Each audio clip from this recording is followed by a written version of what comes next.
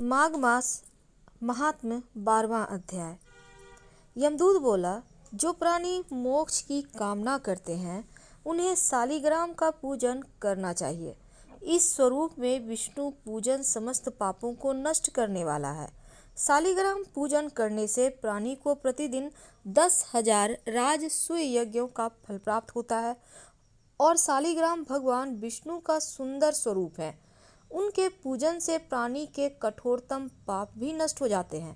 भगवान विष्णु हमेशा शालिग्राम में ही विराजते हैं और इसी कारण से शालिग्राम पूजन किया जाता है।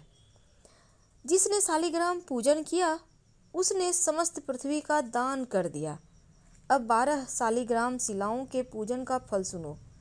स्वर्ण कमल द्वारा 12 कल्प तक 12 लिंगों का फल एक बार शालिग्राम के पूजन से प्राप्त होता है।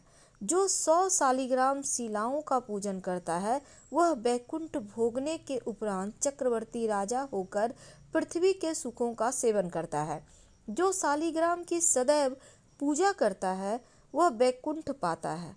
शालिग्राम पूजन मात्र से तीर्थदान यज्ञ आदि कर्मों के फल स्वतः प्राप्त होते हैं। परम नाटकीय भी शालिग्राम पूजन के प्रभाव से दिव्य लोक प्राप्त करता है। शालिग्राम का अभिषेक करने से समस्त तीर्थों के स्थान का फल मिलता है। विधि विधान से पूजन करने वाला कली काल में भी विष्णु लोक प्राप्त करता है। सहस्त्रों शिवलिंग दर्शन एवं पूजन स्तुति से प्राप्त होने वाला फल शालिग्राम के एक दिन के पूजन से ही प्राप्त हो जाता है। जहाँ शालिग्राम निवास करते हैं उसके पास समस्त देवता महात्मा रहते हैं। जो शालिग्राम के सम्मुख श्राद्ध करते हैं उनके पितर 100 कल्प तक स्वर्ग में रहते हैं। जो शालिग्राम शिला का जल पीते हैं उन्हें अमृत पान का फल मिलता है। जहाँ शालिग्राम शिला विराजती हैं वहाँ से 3 योजन तक की परिधि में किया गया धर्म कार्य 100 गुना फल देता है। साधारण जल में माघ स्नान करने से गिरिराज का फल प्राप्त होता है। समुद्र में जाने वाली नदियों में स्नान करने से 1 पक्ष का और सागर में स्नान करने से 1 मास का और गोदावरी स्नान से 6 मास का, गंगा स्नान से पूर्ण वर्ष का फल प्राप्त होता है। परंतु शालिग्राम के जल से स्नान करने पर 12 माघ स्नान का फल प्राप्त होता है। इस जल में सहस्त्रों तीर्थों के स्नान से भी अधिक फल प्रदायिनी शक्ति होती है।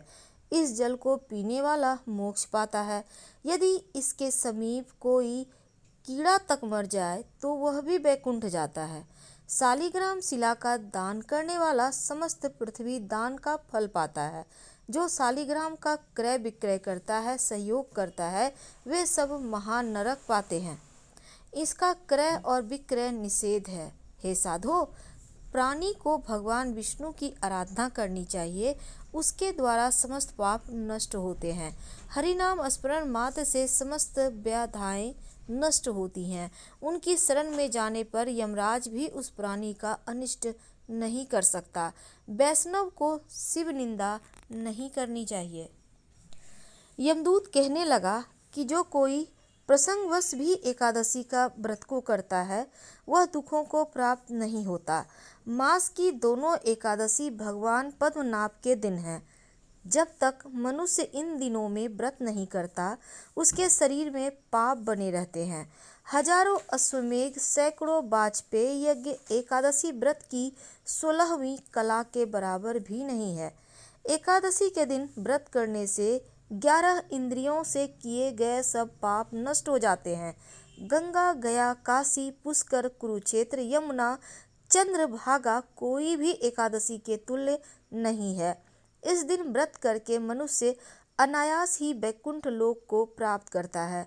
एकादशी का व्रत और रात्रि जागरण करने से माता पिता और स्त्री के कुल की 10-10 पीढ़ियां उद्धार पाती है और वह पीताम्बरधारी होकर भगवान के निकट रहते हैं।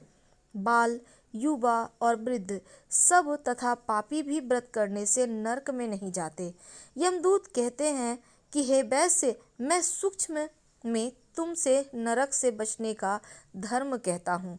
मन, कर्म और वचन से प्राणी मात्र का द्रोह न करना, इंद्रियों को बस में रखना, दान देना, भगवान की सेवा करना, नियम पूर्वक वर्णाश्रम धर्म का पालन करना, इन कर्मों के करने से मनुष्य नरक से बचा रहता है।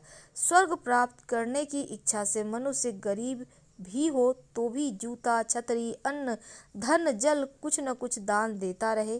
दान देने वाला मनुष्य कभी यम की यातना को नहीं भोगता तथा दीर्घायु और धनी होता है। बहुत कहने से ही क्या, अधर्म से ही मनुष्य बुरी गति को प्राप्त होता है। मनुष्य सदैव धर्म के कार्यों से ही स्वर्ग प्राप्त कर सकता है।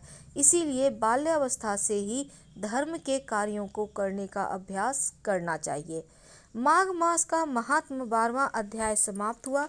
हम आपसे कल मिलेंगे 13वें अध्याय के साथ। हर हर महादेव। पसंद आए तो लाइक कर सब्सक्राइब करें, शेयर करें, कमेंट करें। धन्यवाद।